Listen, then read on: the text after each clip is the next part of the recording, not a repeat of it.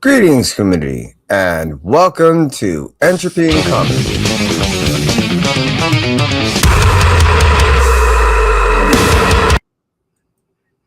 My name is Kevin, and this is Entropy and Comics, and I appreciate you tuning in. And welcome to Kevin's most anticipated reads tomorrow for a new comic book day, 2/4/2026. Well, hey, I appreciate each and every single one of you that cruises on through. I truly do. And pretty much, I just want to take a moment and say thank you. Without you, it wouldn't only be half as much as it truly is. I'm just saying. Try to do something on the live, and I don't think it's going to happen. Yeah, well, maybe. All right, let's cruise on over to DC. Oh, hey, look, people tuned in. Take a moment and say hi to you. Las Cruces, I appreciate you being here. You just edged out Jag, and you too. I appreciate you guys always. I truly do. And let's jump on into this week's start, which is DC.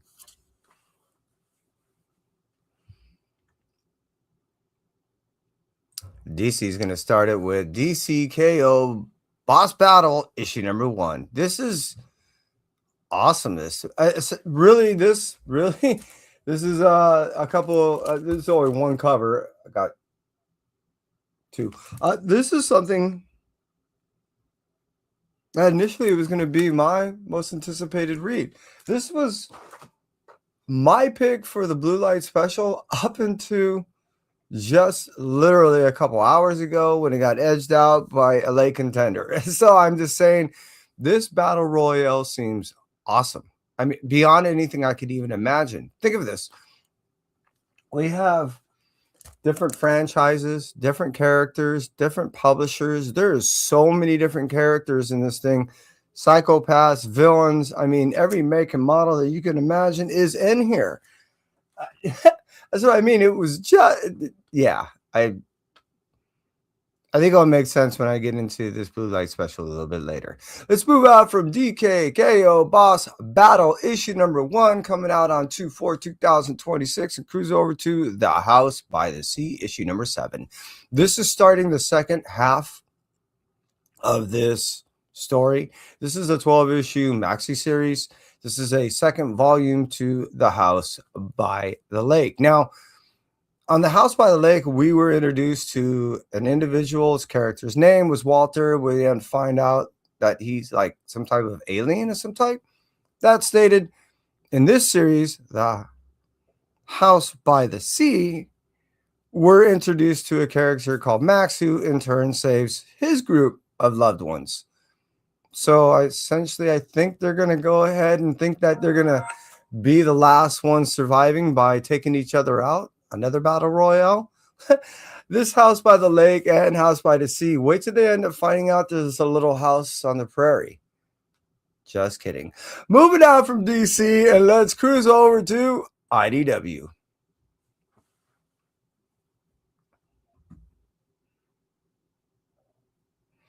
Now, IDW is going to first start off with Event Horizon, Dark Descent, issue number 5. As I said before, what we're getting, this is a finale. What we're getting in this finale of this 5-issue miniseries is a kind of a preliminary understanding of what transpired to lead up to the movie, in which that is, in my opinion, the greatest sci-fi horror of all time. It's pretty much what I thought was happening leading up to the story, but we definitely have a true understanding. And the cool thing is now we're going to have an introduction of some type of angelic entity that's going to go ahead. Now, we know that there's a character left, and this character more than likely is going to try to go ahead and sabotage this drive system to go ahead and prevent the demon that is essentially trying to go ahead and utilize the drive system to come onto this world and take over. This is such an awesome book. Now, that being stated, there is going to be another book that will follow up after sometime in the late spring, I believe. I'm hoping. I do know that there is another book coming out after this. This one was a hit. A lot of people were caught sideways and were looking and willing to pay a lot once they end up hearing how well the story is. If you're not willing to pay the money, but you do want all the series, My recommendation is go ahead and wait for the trade. Moving out from Event Horizon, Dark Descent, issue number 5, which is the finale to this series, coming out on 2/4/2026. Let's cruise over to the Twilight Zone, issue number 4. This anthology series is exactly what I grew up with and what I appreciate when I think of an anthology series. This is in that black and white. It's gritty, it's grainy, it's me. It's what I grew up with. I grew up with a 7-channel using pair of vice grips and hangers and aluminum foil to go ahead and tune in to my local channel to go ahead and get Twilight Zone, because I was loving those anthology stories so much. And here we are with this beautiful version. I really been enjoying this series. I don't think it gets the acclaim that it deserves, but I've been appreciating nonetheless. The Twilight Zone issue number 4 is a must read.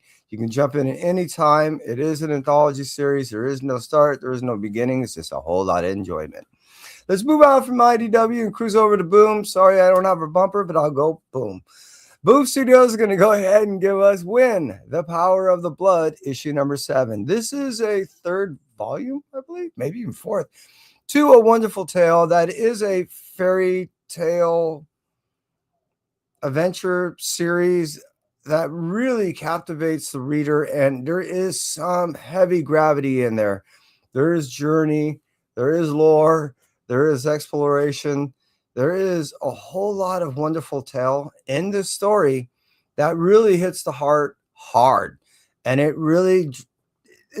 drags you along a journey that is somewhat extensive. This world's not small, and you only get a piece of it in these series.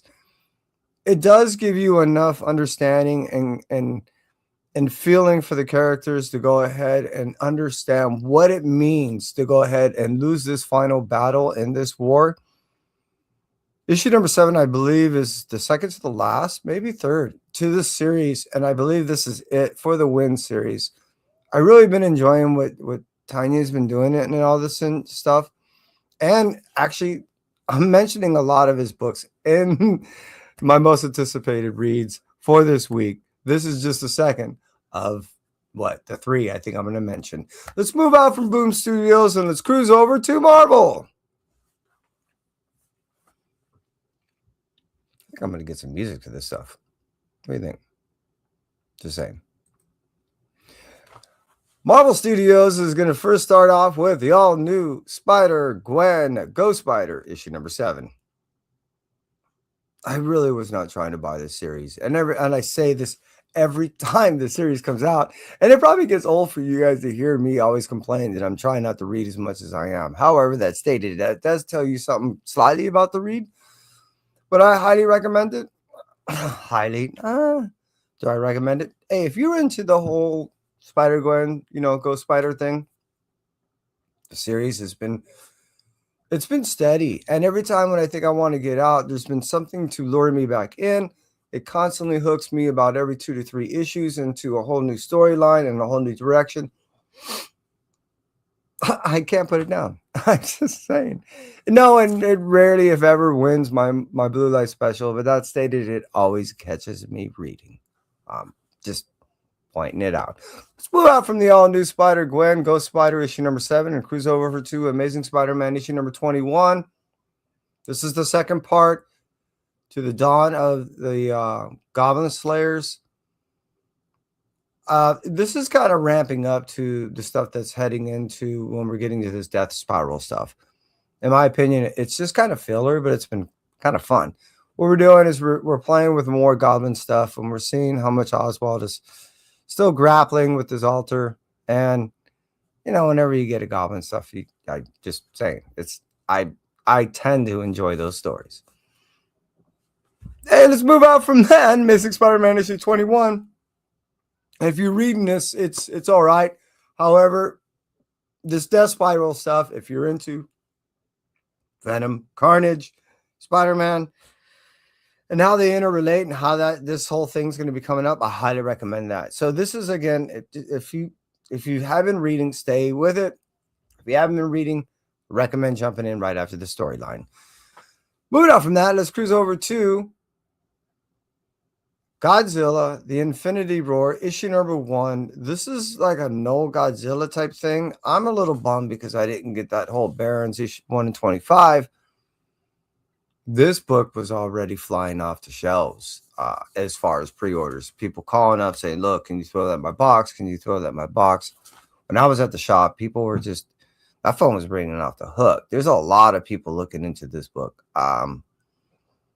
I really didn't think there would be that much interest in this thing. I'm just saying, I'm not saying that people wouldn't be interested in this. There's a lot of Godzilla books out there, and I'm not hearing a lot of people saying that they can't find a book normally, but this one might be one of those books. Godzilla Infinity Roar, issue number 1, I think, of 5, which is going to kind of center around Null in this storyline.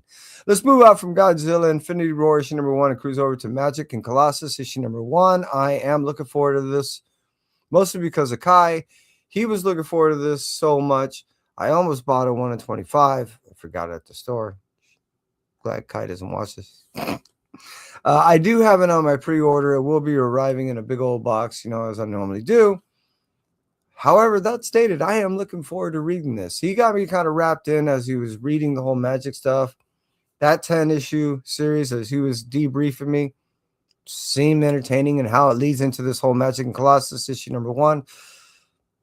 Seems intriguing. Let's move out from that and cruise over to the Spirits of Violence, issue number 5. This is another finale. This is one that's really catches its, Danny's dealing with some serious family issues in this. It all ends right here. Sabir Pirzada is doing a magnificent job in telling this 2-year tale that seems like it's been going on. He's been having difficulties in these 3 volumes telling it, only for the fact that Marvel has been kind of delaying the release of this stuff. He's had it in already written, ready to go, and just because of circumstances, things have been delayed. And it's just been killing me.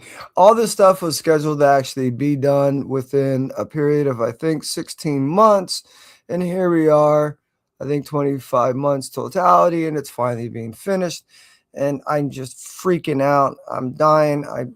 It's only because I haven't read issue 4, just saying, that it probably would have made my most anticipated read. But issue number 5 comes out, and if you haven't read it, I highly recommend it. If you're any type of Ghost Rider fan, these 3 volumes have been just awesome. The way it's been, all these 3 stories interrelate and interconnect and build upon one another has been just really told very well. The writing has been great. The art has been consistent. I wish I could show you, but sorry. Spirits of Violence, issue number 5, coming out in 2026. Yeah, me too, man. It's just awesome. Moving out from that, let's cruise over to Ultimate Endgame, issue number 2. There's another one that I haven't read. Ultimate Endgame, issue number 1. Just saying, it's right there. It's the 3rd book down from that. I'm so close. This is really ramping down or up, or how you want to this Endgame series that we're going to get, I want to say around May, which will also lead into one last series that I know of. I think it might actually be a one-shot where everybody involved kind of tells a little bit of something in the series. I'm kind of looking forward to that because it's going to be kind of a debrief.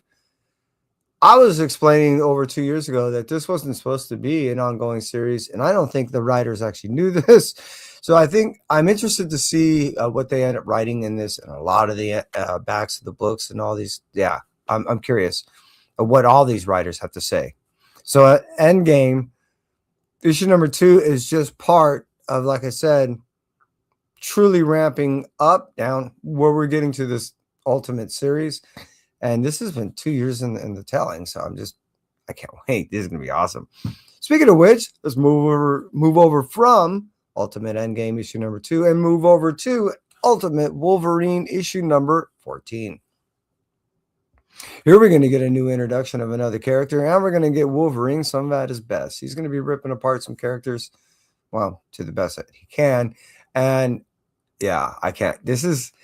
I this is caught me off guard. I wasn't going to actually buy this part of the series, but as well as it was being told to me, and as well as issue number 1 presented itself, I could not follow the rest of the series in good faith, feeling like I knew what this Ultimate series was really trying to tell. I think this is actually a rather significant part to that storytelling. Wolverine, this Ultimate version, has just been ultimately awesome. Hey, let's move out from Marvel and let's cruise over to Image.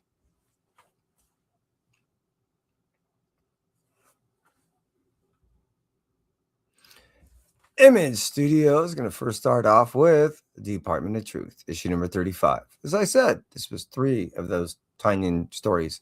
This is the 3rd one. Department of Truth, issue number 35. We're getting the chains are being taken off a few agents that Lee Harvey is letting loose to go ahead and track down Cole Turner. It's getting rather sided in what's going on in this, and it's really starting to become civil and the ripping apart of what's going on in the department and in the direction of the ultimate. How should I say? The ultimate direction. I have to use an ultimate. The direction of each individual is significantly so polar from one another that it's no longer these individuals doesn't seem like they're coming to terms with one another in any way. They're not talking. They have their own agendas. It's just getting somewhat kind of parallel on what's going on in today's society. I'm just saying. So what I've been enjoying about the series is it's been loosely tying in present social, political things presently, but in a way that it's been really far-fetched and out there, and how it's been presented, it's been rather interesting because it's been drawing certain symbolic and metaphoric tie-ins. So I said presently what's been going on, and I've been finding that scary at times. Just saying. And the Department of Truth, as I've been reading this now over 5 years and 35 issues deep, coming out on 2/4/2026, has not only been entertaining but frightening at the same regards. If you're already reading, you know, and you probably understand that, you know, this has just been a very amazing series, and just like I said, it's been tugging at aspects of truths and really and playing with it so far-fetched scenarios that they're laughable. They're also touching on some truths at the same time.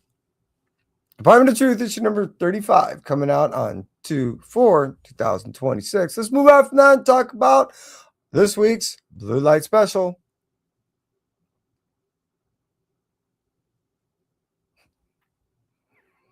That's right. This week's Blue Light Special is Dork. Part dwarf, part orc, in a land of fantasy. Is part of a doomsday prophecy, and it just wants to survive and fulfill his own life's course of just being able to just, I guess, exist. It seems like he's on his own quest that doesn't seem quite clear, but I'm all aboard. This is an individual is surrounded by dragons and orcs and dwarves and all kinds of fantasy, you know, elven things, and yeah, and he has a magic shield. All right, and but that's the only thing he's armed with. The shield seems like it has an eyeball in the center, and that's enough for me to jump on board. Not only jump on board, but be this week's Blue Light Special. It seems so preposterous, so weird, so outlandish, and also presented in a way that seems so heartwarming, so lovable, that I think that one of the reasons why I like these style stories is much like the reason in some regard, why I like comics to its core. Books like this bring me back to my childhood, inside, not necessarily in a nostalgic time or era, but just being a kid to the core, enjoying weird and off the wall stories like this. I think this week's Blue Light Special more represents not necessarily what I'm just truly looking forward to read, but what I'm looking forward to getting back to when I'm reading, if that makes sense. To those of you that cruise on through, I appreciate you, especially on the live Las Cruises, Jag, and any of those that cruise on through on the rewind. Thank you very much. And hey,